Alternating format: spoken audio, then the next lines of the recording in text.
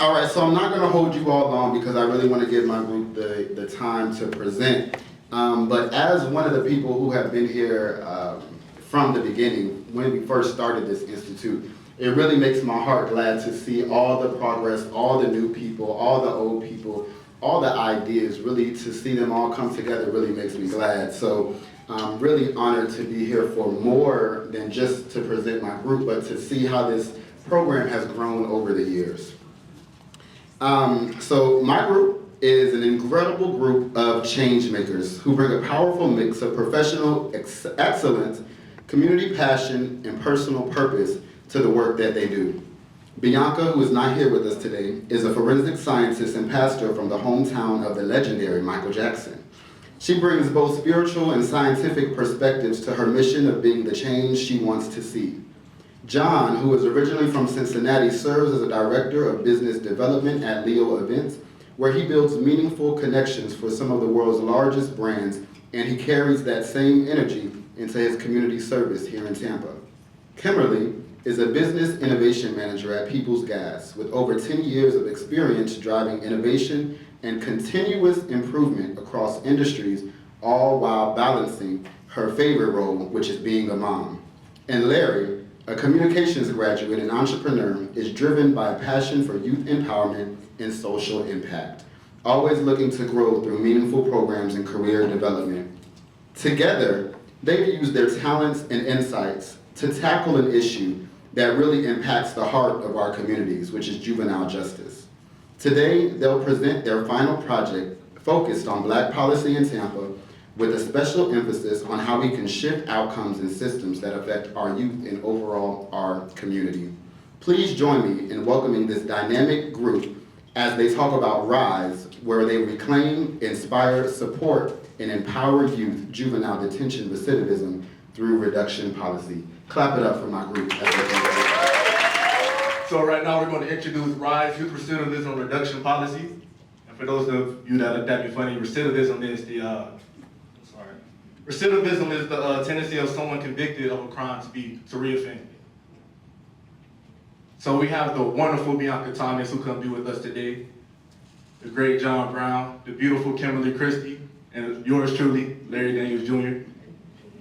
I am a proud resident of Tampa, Florida. I've been here for most of my life, all of my life actually, and I've seen the beauty, the brokenness of the city firsthand.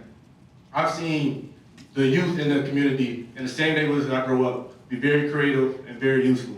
I've seen clothing lines made from scratch. I've seen kids on porches freestyle like poets. I've seen kids hustle other kids by solving math problems. I've seen it all actually. But the creativity in the city is very unmatched, but so are the obstacles. Most kids are written off before they even have a real shot in this world. Futures thrown away over moments of pain, misunderstanding, or simply someone not saying simple things like, I believe in you.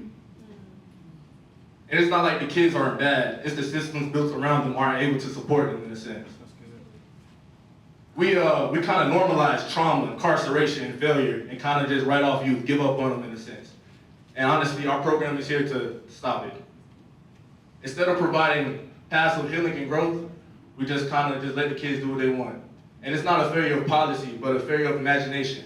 As a community, we have to support our kids and our youth. And what we're about to present you today is not a list of ideas, but a blueprint for change.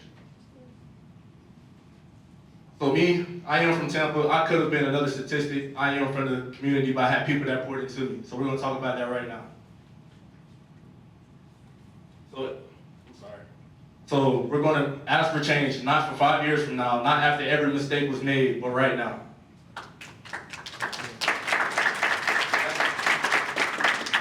So this is our agenda for you today, and this is our logo. I kind of want to emphasize it a little bit because we put a lot of effort into it. So this is an apple tree. As you can see, there's no apples on the tree. So we kind of came up with this little quote: every apple lost is a story unfinished, and every bare branch is an opportunity to grow it back.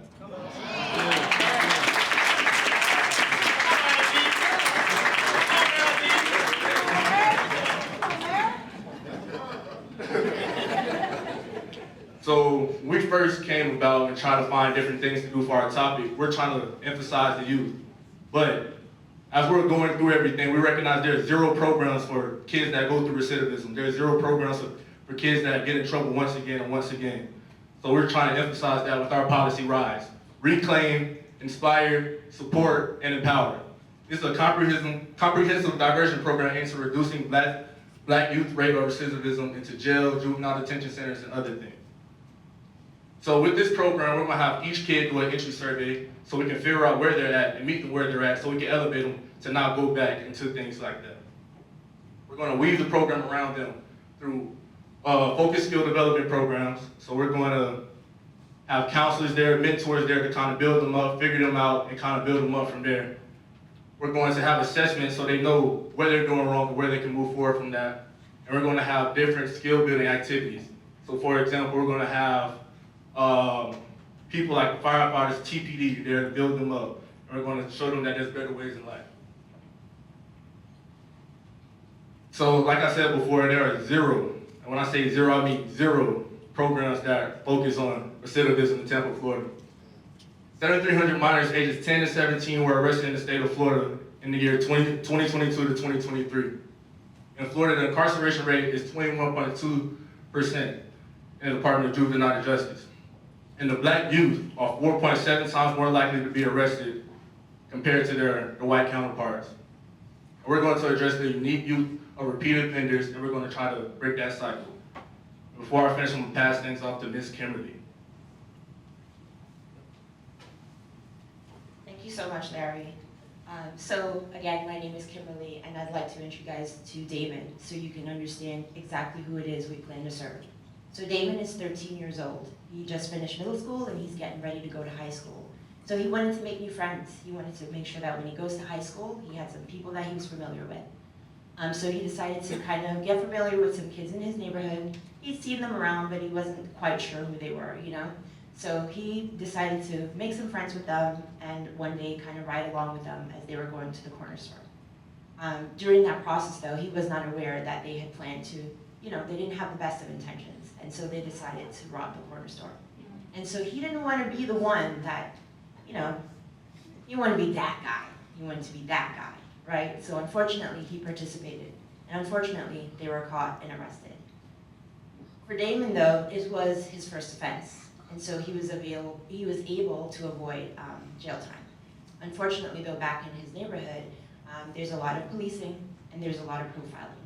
And because Damon has a criminal past now, he was profiled and he was rearrested. And unfortunately for Damon, he had substances on him, and that now will lead to him potentially being incarcerated. And not only the policing in his neighborhood, but because he has increased risk factors, his age, the previous crime he participated in, he will now be likely to be incarcerated. So our policy would be implemented by way of diversion program.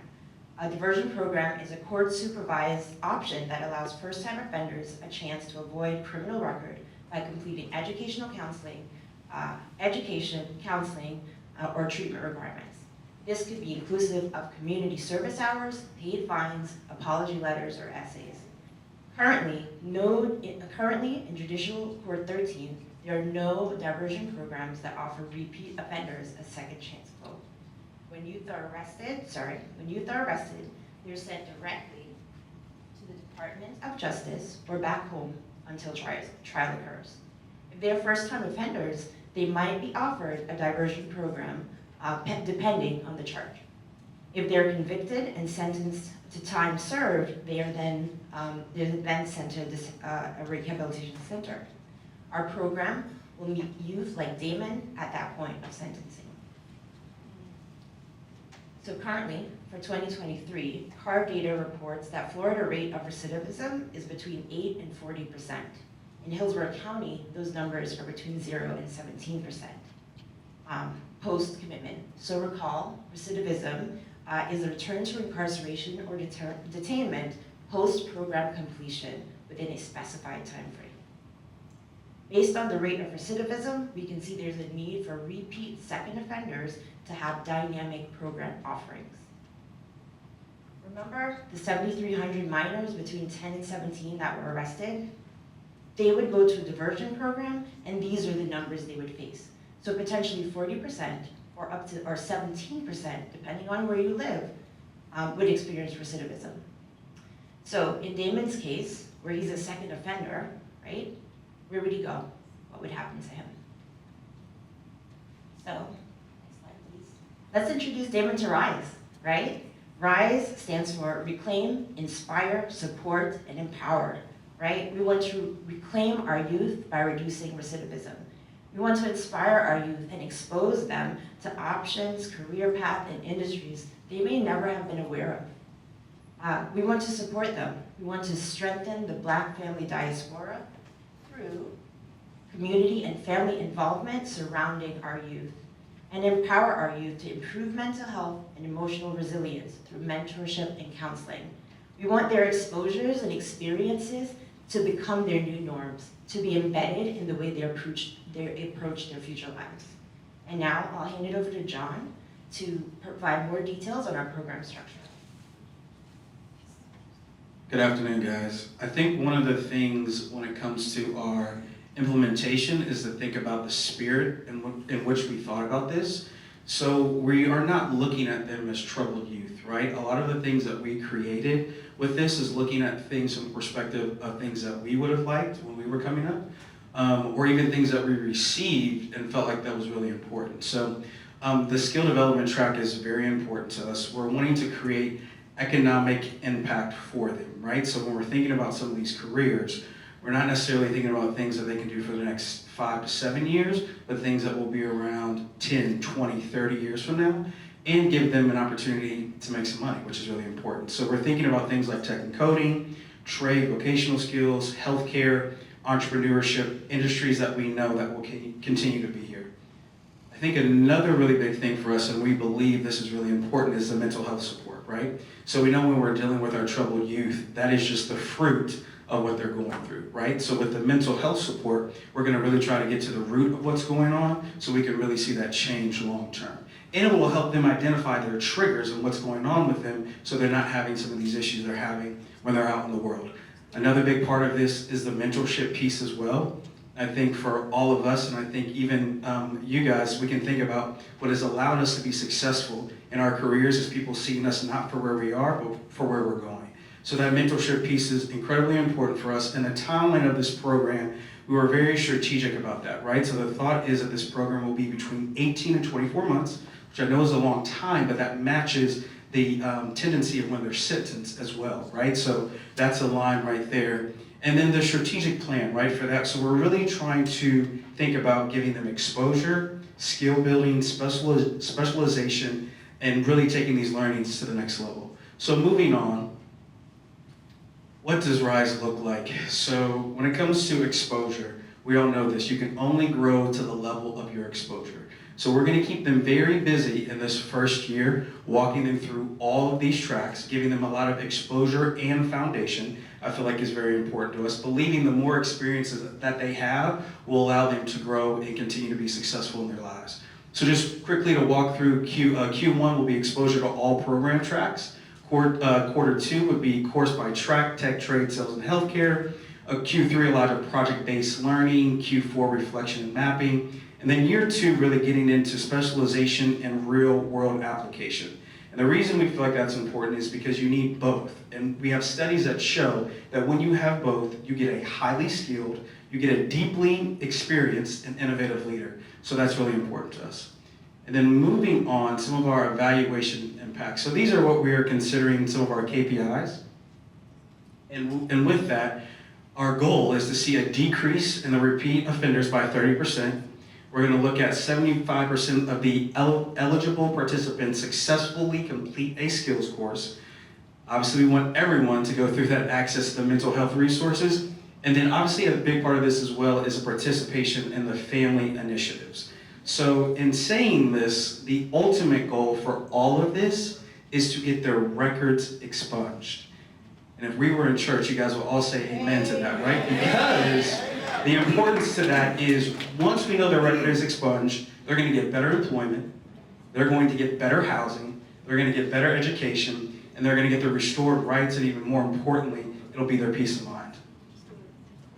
So just quickly to run through these strategic partnerships, I think we see this piece having a lot of cross collaboration with the government entities, with the colleges and the universities, collaborating with those community resource groups, with the ERGs at some of the corporate companies, right? For them to collaborate. And a big part is this Hillsborough County Sheriff's Office, right? And the Tampa Police Department. Because guess what? When our kids get out of our program, they're gonna go back to the community. So we're making sure we're building those relationships through and through there so we can have success even after the program. And then, lastly, with this conclusion, we're gonna wrap up here. So we hope you all can see Damon's progress throughout this program. And so for us to step outside of this program, and Kim mentioned this earlier, when we were going through this, right, the four of us have all very different backgrounds. We come from very different places, all of us, but somehow we all aligned organically on this being our project, right? And with that, I think what we want to do is we each want to take a moment to talk you through the importance of why this program is important to each one of us. So with that, I'm going to throw it over to Larry to start.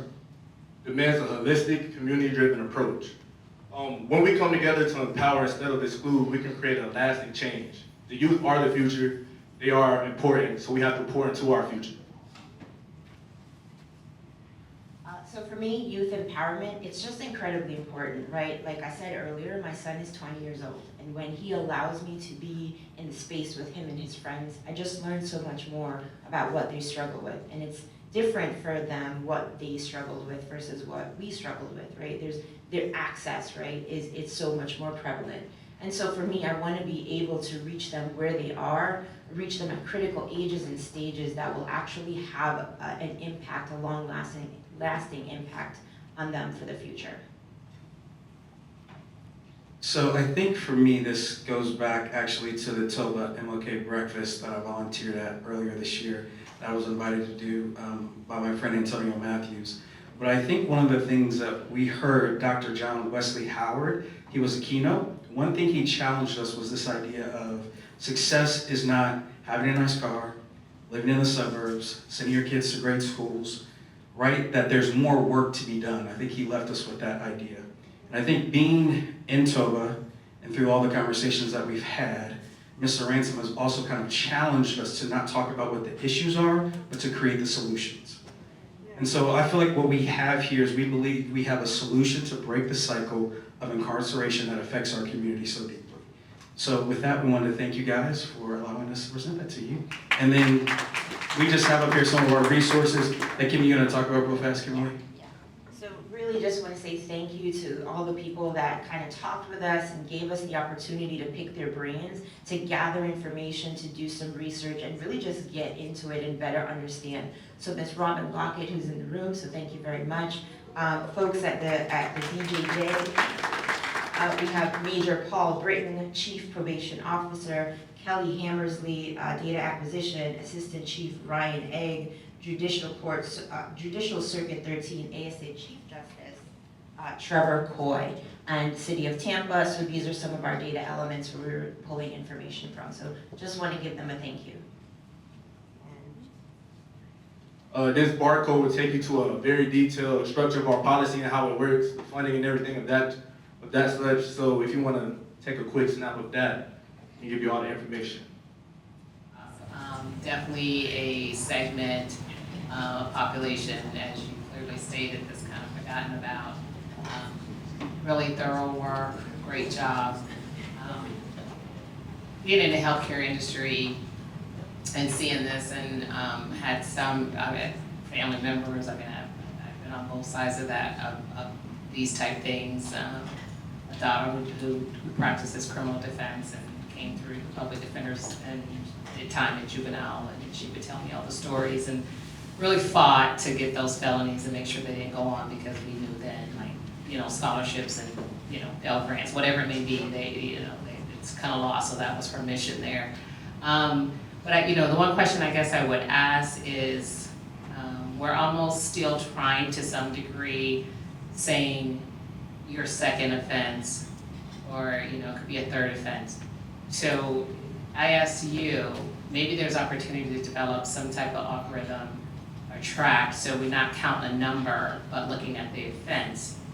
and see where it's appropriate, because two strikes you're out almost, right? Yeah. So maybe getting, as you partnered well with a lot of great agencies and things like that, I kind of was noting some of that, but looking more at an algorithm of what that looks like based off offense and just different things versus just it's your second time. Because they're young, and if they started at 13, the chances are they may have a second or even a third, and then their future is not as bright. So just a thought, and what do you think about something like that? So that was definitely one of the conversations and some of the things that we talked through. We definitely don't want to necessarily exclude them, especially when they're young children. However, we have to take into consideration some of our partnerships. So one of the things we talked about is depending on the type of crime, if they are going to go through our programs again, maybe we can do counseling services at a time that their other programs aren't necessarily like actively there, right? So we would do like off time. But definitely this is a great point, and so we can do more research on understanding where's the actual need, what are those kind of, where the recurrence is occurring, right? And kind of then target that. So I think that's a great takeaway for us to consider. Thank you. All right, we have time for one audience question, and what we'll do is we'll give you all an opportunity to get an audience question, and the rest of you all will have an opportunity to get a question as well. They weren't. Our judges weren't finished. I'm sorry.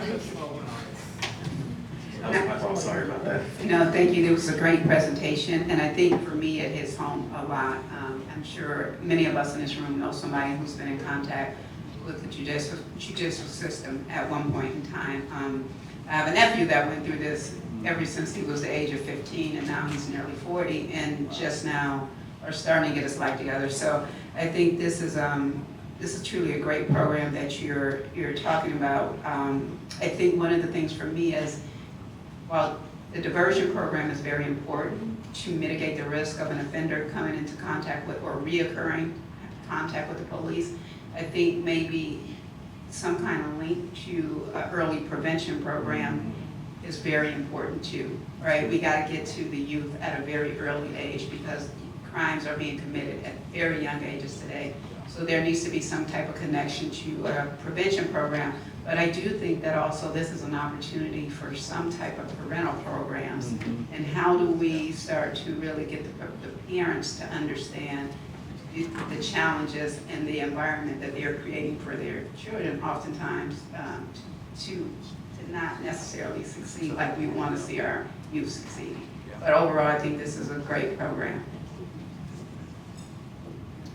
And yeah, good presentation, and I think all of us have some sort of experience, whether it be through family members of one of our youths, having done something wrong and then kind of go down that path, right?